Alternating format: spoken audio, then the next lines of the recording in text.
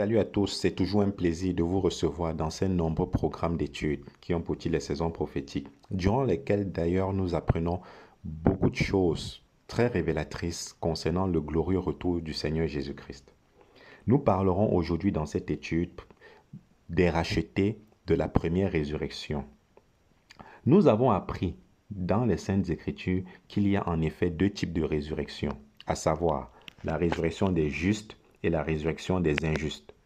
Et au cours de nos récentes études, nous avons découvert qu'en réalité, cette première résurrection est en rapport avec le principe des prémices que le Seigneur avait préalablement établi dans son calendrier qui consiste en l'accomplissement des moissons agricoles en Israël. Et nous avons appris qu'il y a trois grandes moissons qui coïncident avec trois grandes fêtes annuelles qui à leur tour se subdivisent en 7 grandes fêtes au total. Nous avons aussi appris que chacune de ces fêtes doit être accomplie par le ministère rédempteur du Seigneur Jésus-Christ, qui est actuellement en train d'accomplir son deuxième grand ministère, celui du souverain sacrificateur, selon le rang de Melchizedek. Comme nous le savons, le Seigneur est devenu les prémices de la première résurrection par sa propre résurrection. Et en plus de cela, il est notre souverain sacrificateur. Ceci dit, il doit donc présenter les gerbes de la première moisson, qui, elles, représentent les saints de l'Ancien Testament. Et comme nous l'avons déjà compris au cours des précédentes études, ce n'est pas tout le champ de l'Ancien Testament qui sera ressuscité en même temps. Les prémices, comprenez bien, doivent d'abord être ressuscitées. Et c'est exactement ce qui est arrivé, comme nous le lisons dans le livre de Matthieu chapitre 27, versets 52 et 53. Jésus-Christ va monter au ciel, étant devenu notre souverain sacrificateur, avec la gerbe de plusieurs saints de l'Ancien Testament.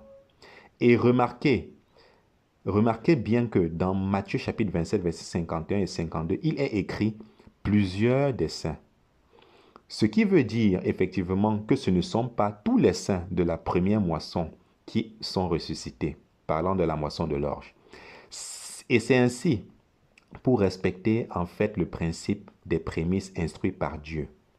Les prémices de la première moisson ressuscitent premièrement et le reste du champ ressuscitera plus tard pour faire partie des autres rangs qui composent en réalité la première résurrection, qui est la résurrection des justes. Alors, puisque plusieurs des saints sont donc ressuscités, il faut les voir là-haut dans le ciel. Et effectivement, dans le livre de l'Apocalypse, qui est le seul livre de la Bible où sont mentionnés les différents rangs de rachetés, nous les voyons là-haut, tels que l'apôtre Jean nous les décrit, parlant en fait des 4 êtres vivants, dont leur description correspondent aux différentes illustrations inscrites sur les bannières des 12 tribus d'Israël. Et par ce fait, nous pouvons déduire qu'il y a effectivement une relation étroite entre ces plusieurs des saints de Matthieu chapitre 27, versets 52 et 53 et les 4 êtres vivants de l'Apocalypse. Et ces derniers constituent en réalité, parlant des 4 êtres vivants du livre d'Apocalypse, le deuxième rang de la première résurrection. Donc, lorsque Jean est ravi au ciel, il a vu déjà 3 rangs de la première résurrection, à savoir Jésus-Christ, qui est le premier rang, les 24 vieillards ou encore les 24 anciens, et les 4 êtres vivants. Nous constatons ainsi que la première résurrection a déjà débuté. Et nous allons voir qu'en réalité, dans le livre de l'Apocalypse, qu'il y a 7 rangs différents de rachetés qui composent la première résurrection. Et c'est le seul livre de la Bible vraiment, parlant du livre de l'Apocalypse, où nous pouvons les distinguer très précisément. Nous distinguons le rang de Jésus-Christ, qui est les prémices de la première résurrection, tel que mentionné dans Apocalypse chapitre 1, verset 12 à 16. Deuxièmement, nous avons les 4 êtres vivants, qui représentent les prémices de la première moisson, celle de l'orge, tel que décrit dans Apocalypse chapitre 4, verset 6. Les 24 vieillards par la suite, qui sont les prémices de la deuxième moisson, celle du blé. Nous voyons ces 24 vieillards mentionnés dans Apocalypse chapitre 4, verset 4. Ensuite, nous avons les 144 000 Juifs qui constituent, comprenez bien, les prémices de la troisième moisson, parlant des autres fruits. Ces 144 000 Juifs sont mentionnés dans Apocalypse chapitre 7, versets 3 à 8. Ensuite, nous avons la grande foule, comprenez bien, qui est le reste du champ, mentionné dans Apocalypse chapitre 7, versets 9 à 17. Puis nous avons, après la grande foule, la moisson de la terre, qui constitue un autre reste du champ, tel que mentionné dans Apocalypse chapitre 14 et Apocalypse chapitre 15. Ensuite, nous avons les martyrs de la tribulation, qui constituent eux aussi un autre reste du champ, tel que nous le voyons dans Apocalypse chapitre, tels qu'ils sont mentionnés en fait dans Apocalypse chapitre 20, verset 4. Remarquez ceci, toutes les prémices de chacune des trois moissons sont chiffrées, à savoir 1, 4, 24, 144 000. Et si elles sont chiffrées, écoutez bien, cela veut dire que l'accès est restreint, l'accès est limité. En fait, l'accès qui donne à ce qu'on appelle l'épouse de Christ, au groupe de rachetés qu'on appelle l'épouse de Christ, est vraiment limité. D'où il faut se préparer pour en faire partie. Tandis que le reste du champ est illimité. C'est tout le reste vraiment, à l'exemple de la grande foule, qui est d'un nombre qu'on ne peut pas compter.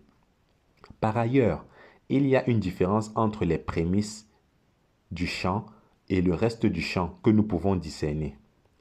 Justement, les prémices, parlant de cette différence entre les prémices et le reste du champ, les prémices régneront avec le Seigneur, tandis que le reste du champ servira le Seigneur. D'autre part, les prémices formeront en réalité l'épouse de Christ, tandis que le reste du champ fera partie des autres rachetés de l'Éternel. Nous constatons alors que l'épouse de Christ est essentiellement constituée des prémices de chacune de ces trois moissons, à savoir l'orge, le blé et la moisson des autres fruits.